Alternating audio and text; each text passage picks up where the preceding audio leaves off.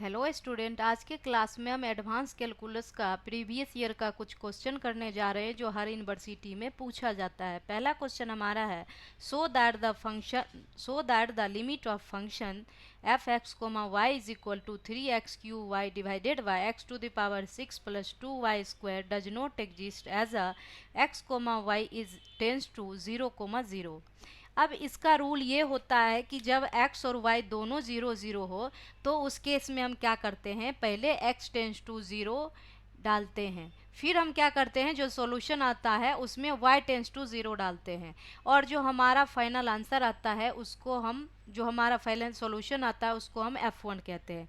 फिर दूसरे केस में हम क्या करते हैं, y टेंस टू 0 पहले क्वेश्चन में डालते हैं, उसके बाद x टेंस टू डालते हैं, और डालने के बाद जो हमारा सॉल्यूशन आता है उसको f2 कहते हैं।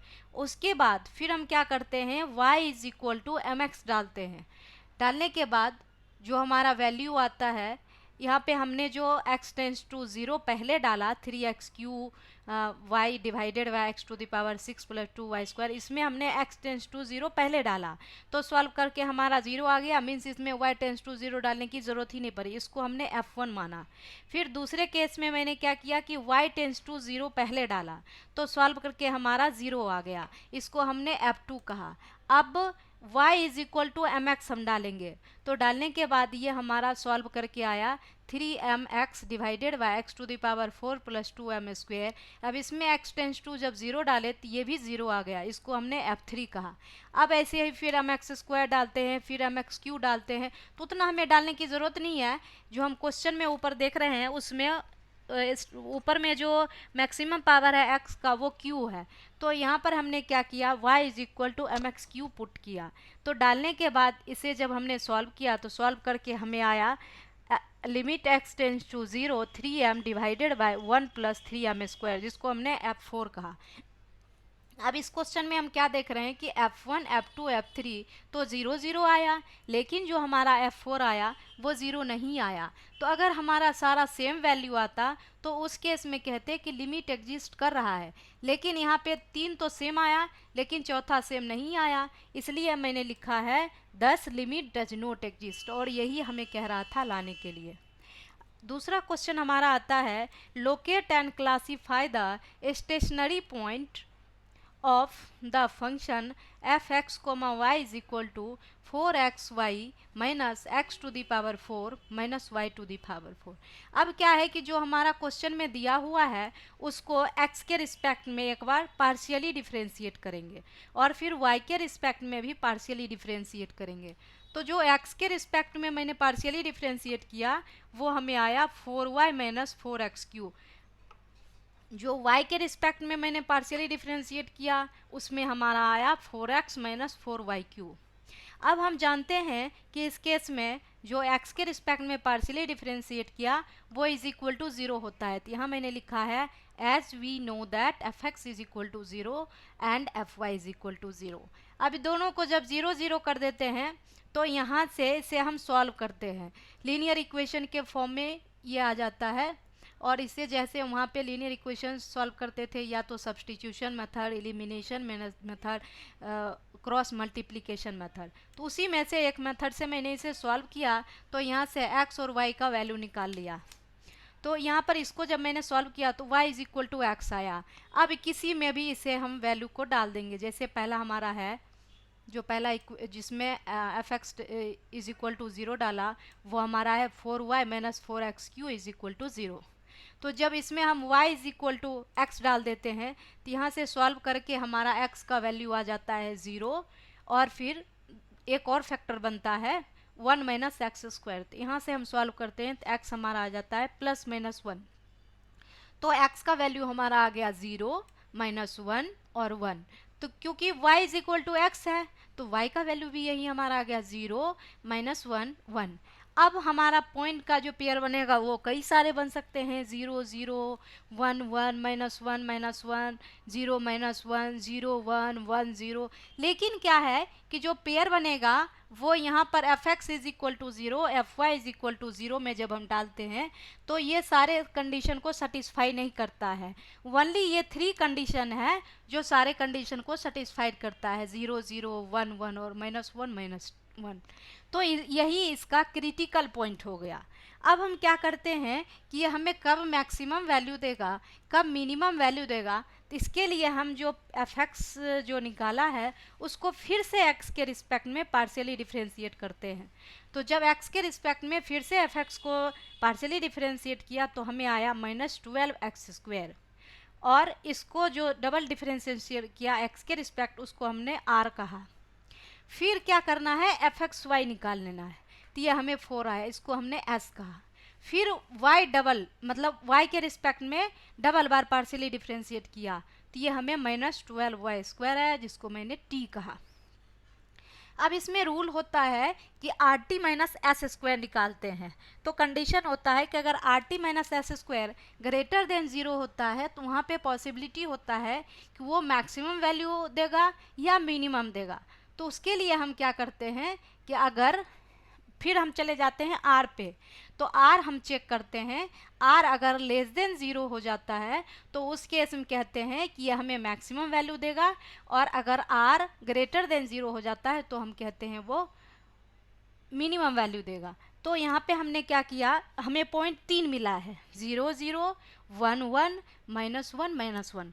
तो एक एक करके हम पॉइंट पे चेक कर लेंगे, क्योंकि RT - s² जो हम निकाल रहे हैं वो वेरिएबल के ही फॉर्म में आ रहा है। तब x और y का वैल्यू तो हमें पता ही है, तो अब हम चेक करेंगे सबसे पहले 0 0 पे। जब 0 0 पे मैंने क्या किया, x का वैल्यू 0 और y का वैल्यू 0 डाला तो हमें ये -16 आया। RT - s² -16 आया जो कि लेस देन 0 है। तो जब लेस देन 0 होता है तो इस केस में कहते हैं ना ही इसके पास मैक्सिमम वैल्यू होगा और ना ही इसके पास मिनिमम वैल्यू होगा, जिसको हम सैडल पॉइंट कहते हैं। तो यहाँ पे मैंने लिख दिया है that is it is saddle point. अब फिर हम 1 1 पे चेक करते हैं, मीन्स x का वैल्यू 1 और y का वैल्यू 1 डालते हैं। तो जब इसको मैंने सॉल्व किया तो 128 आया जो कि ग्रेटर देन 0 है। तो अब इसके r पे चले जाएंगे, तो r जो मैंने सॉल्व किया तो r हमारा जो ऊपर में आया हुआ है, r मतलब डबल डिफरेंशिएशन, ये हमें -12x² आया हुआ है। तो यहाँ जो हमने सॉल्व किया तो ये हमें मिल गया -12। -12 लेस देन 0 है, मीन्स यहाँ पे fx, y जो है वो मैक्सिमम वैल्यू देगा। और अगर आपको मैक्सिमम वैल्यू निकालना है तो अब ये पॉइंट जो आपका x is equal to 0 y is equal to x is equal to 1 y is equal to 1 आया, ये जो आपका क्वेश्चन में दिया हुआ है fx, y उसमें आप डाल दोगे, जो वैल्यू आएगा वही मैक्सिमम वैल्यू होगा। फिर मैंने क्या किया, RT - s² जो है वो -1 -1 पे चेक किया, तो ये भी 128 आया जो कि ग्रेटर देन 0 है। फिर इसका r चेक कर लेंगे, तो जब इसका r हमने निकाला तो यहाँ से हमारा आ गया, यहाँ पे जो हमारा r आया हुआ है वो हमारा है -12x²। अब r जो यहाँ हमने निकाला ये हमारा आ गया -12 और x² है तो -1 का स्क्वायर हमारा 1 होता है, तो मीन्स -12 आ जाएगा जो कि ये भी लेस देन 0 होगा। जब लेस देन 0 होगा तो उस केस में फिर हम कहेंगे कि जो आपका fx, y होगा वो मैक्सिमम वैल्यू देगा।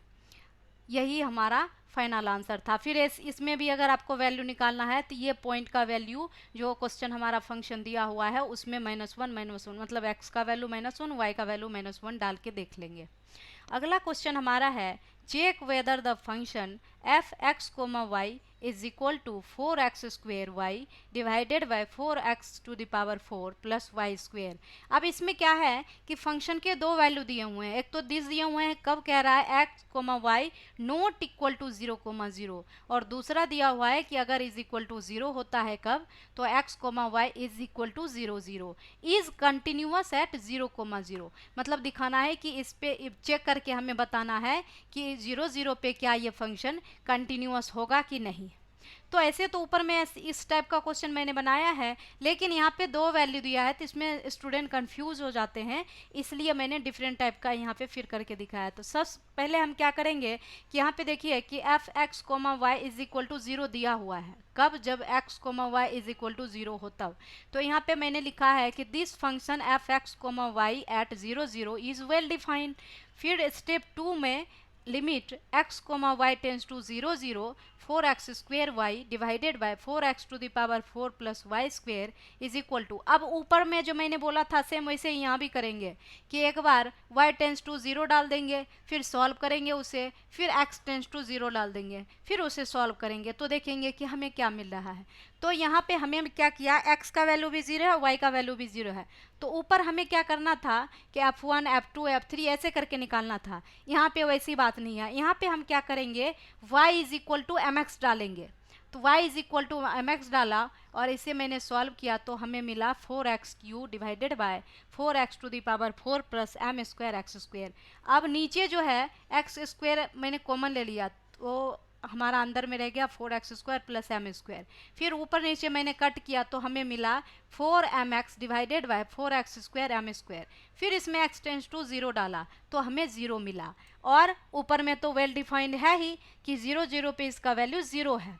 इसका मतलब है कि जो वेल डिफाइंड है और दूसरा कि जो पॉइंट का वैल्यू दिया हुआ है वो जो मैंने डाला दोनों वैल्यू सेम आया। तो इसलिए यहाँ पे थर्ड स्टेप में मैंने क्या लिखा, limit of function at origin, origin मतलब 0 0 is equal to value of the function at origin, दोनों इक्वल है। तो इसीलिए यहाँ पे हम कह देंगे कि limit x comma y tends to 0 0 4x² y divided by 4x to the power 4 plus y square is equal to f 0 0 is equal to 0। तो यहाँ पे हम कह देंगे कि hence the function f is continuous at the origin.